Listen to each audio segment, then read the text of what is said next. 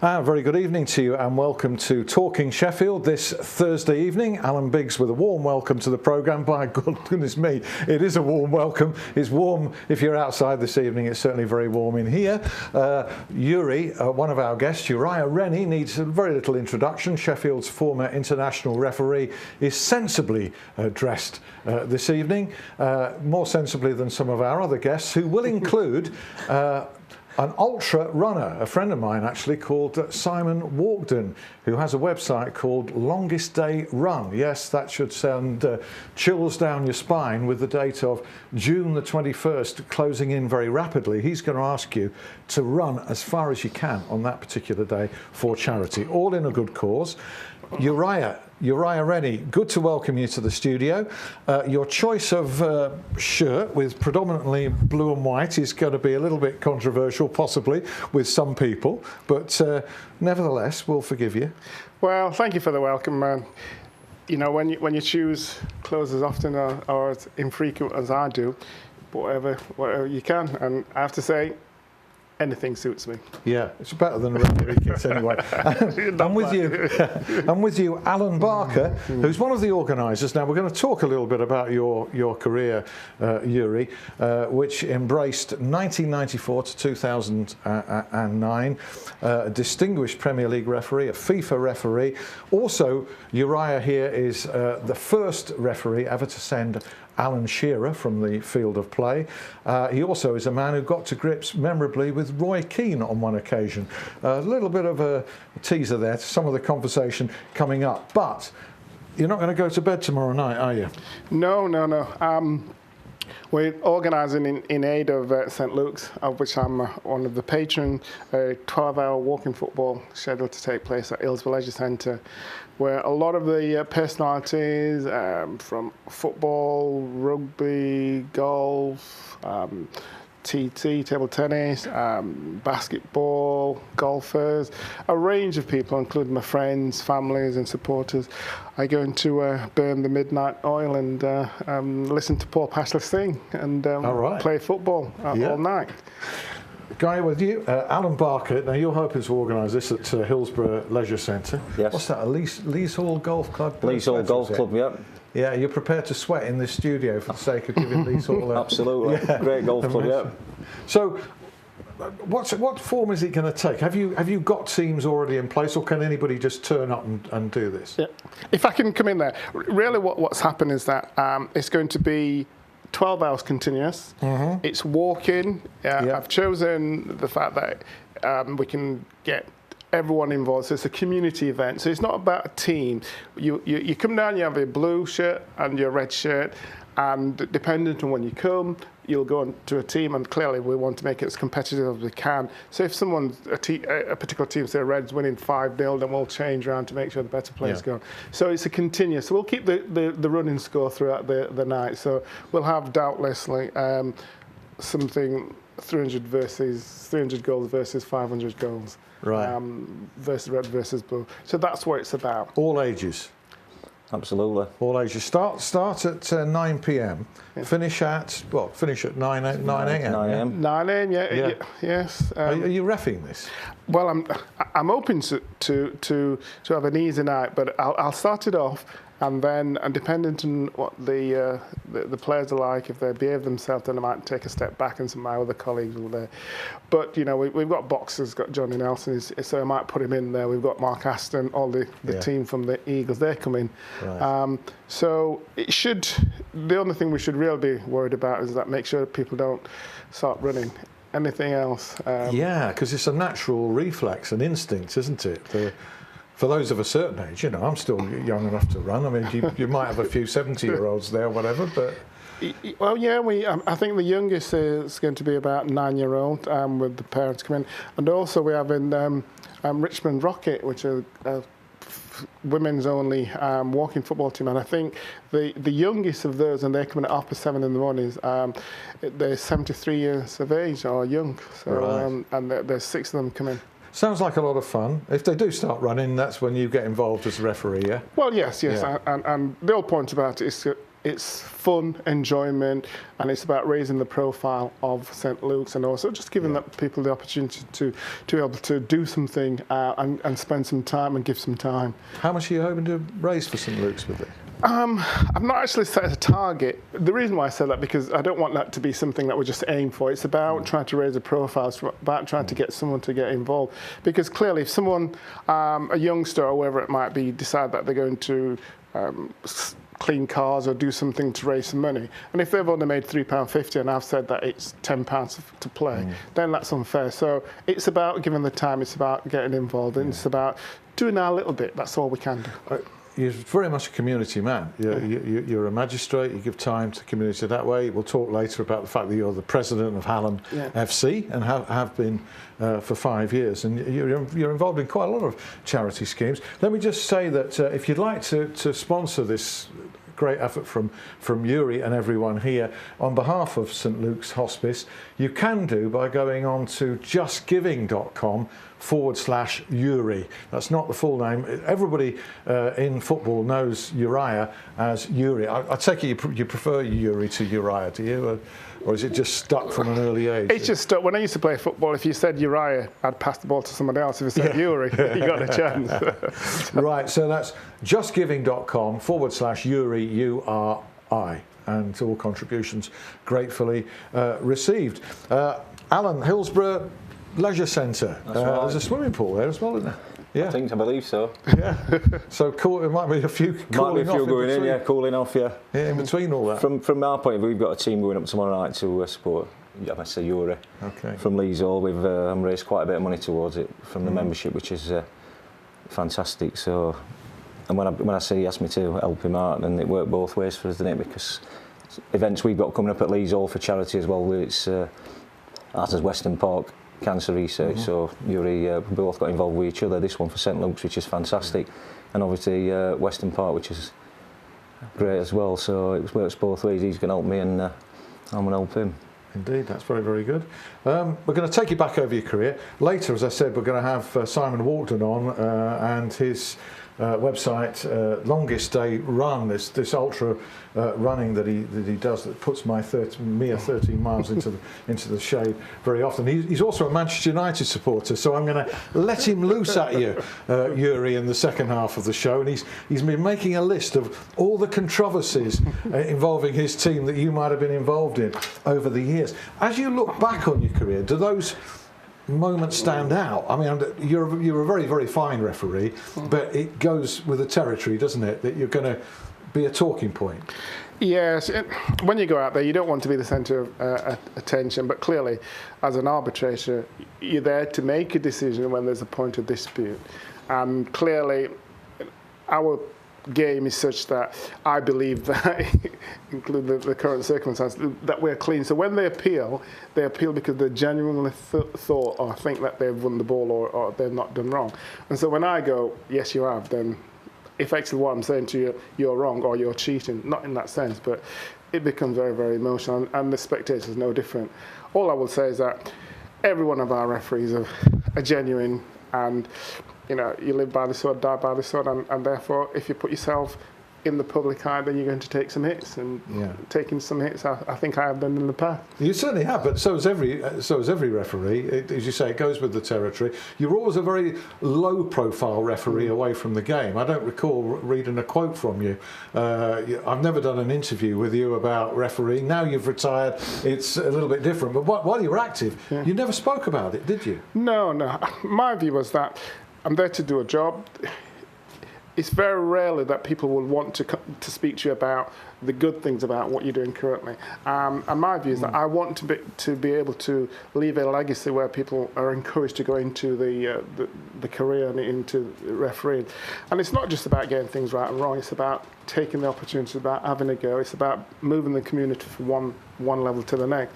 But why I wasn't involved? Well, I didn't think that there was any journalist that was always going to give me a fair hearing in terms of putting across the point of view that's reflecting what I wanted to say.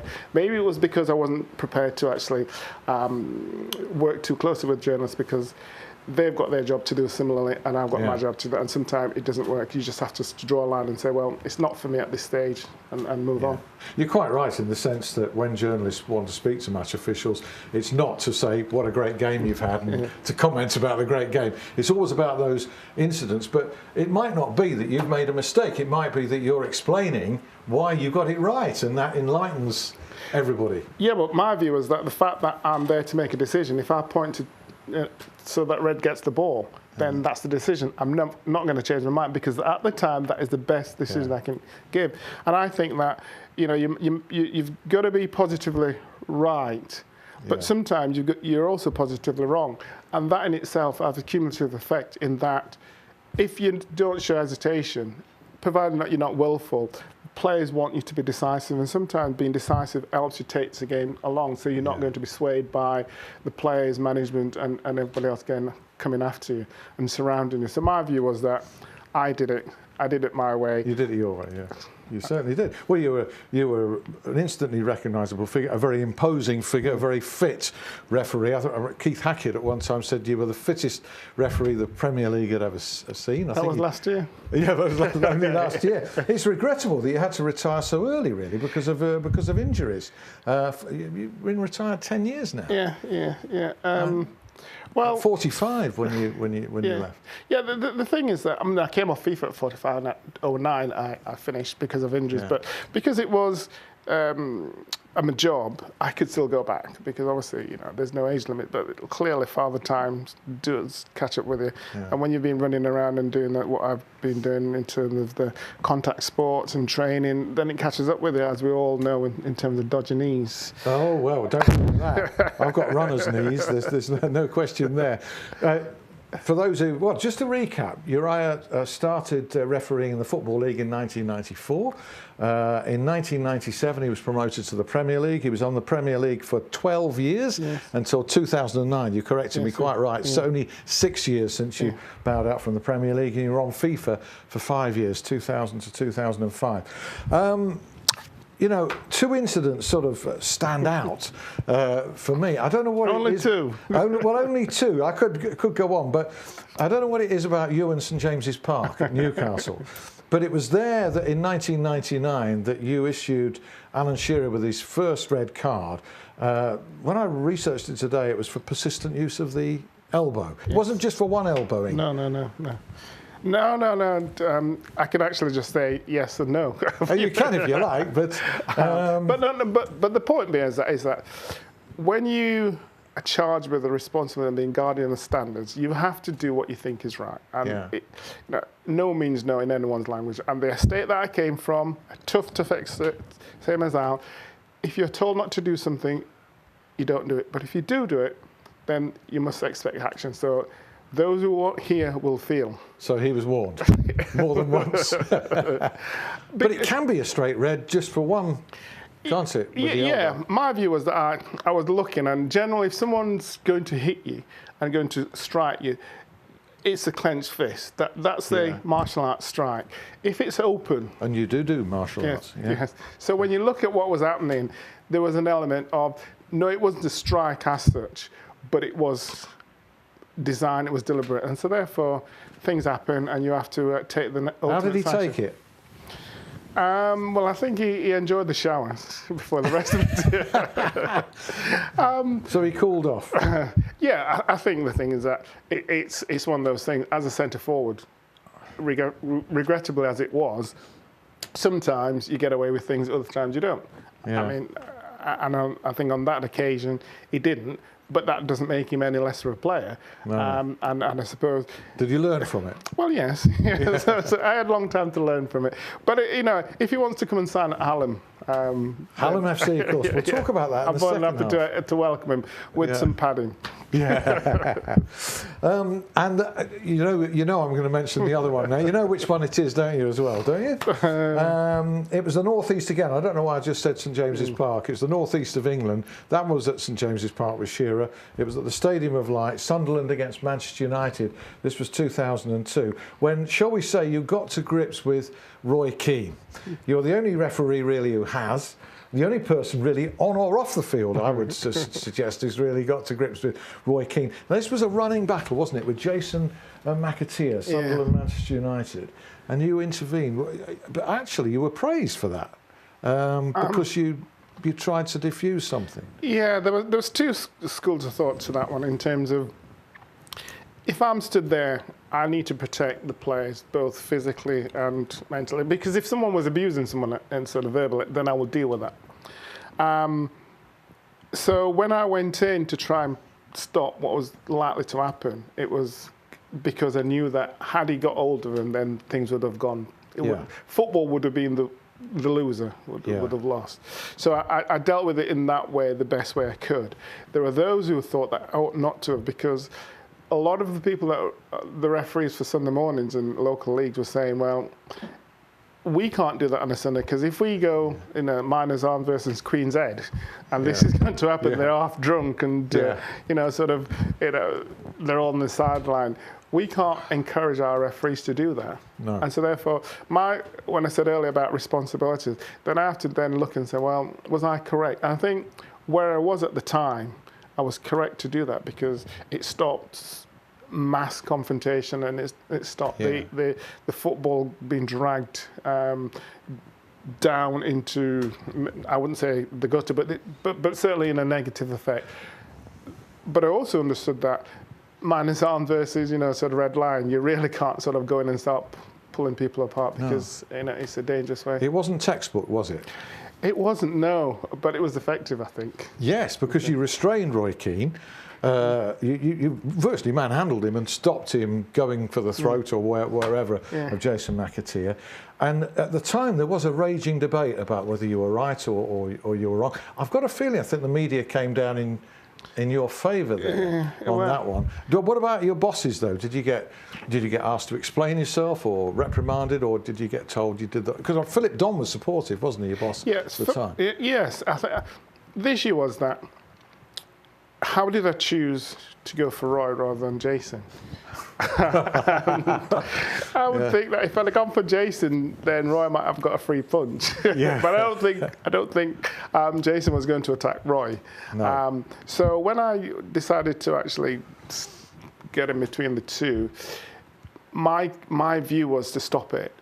Then I fully understood the FA thinking, and in as much as I said, well, okay, the protocol was blow, blow, blow, blow, blow, then pick up the pieces afterwards, because that's what we have to do. But you've got to use your experience, and that time you deal with things as you think is right. And I felt that I was able to intervene early enough into that seemingly situation to stop it escalating. So it wasn't. Nobody was going to say that's the way to behave in that sense. They weren't advising other referees to do it, but they were saying in this scenario, actually, he did well. Yes, quietly on the quiet. It reminds me of that saying that rules are for the obedience of fools and the guidance of wise men. Okay. Well, in other words, you're allowed to break them now and again if it's common sense. Well, I thought you were going to ask me to actually remember that saying, Al. No, I wasn't. That's your homework tonight. But actually, you did eventually in that game send off Roy Keane, didn't you? I did.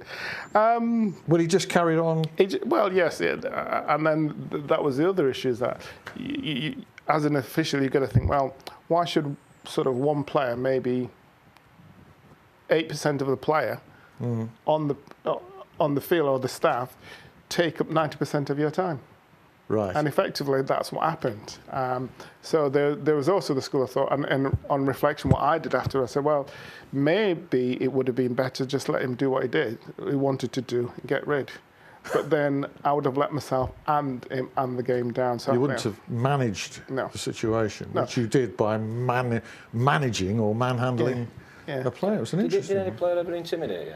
No.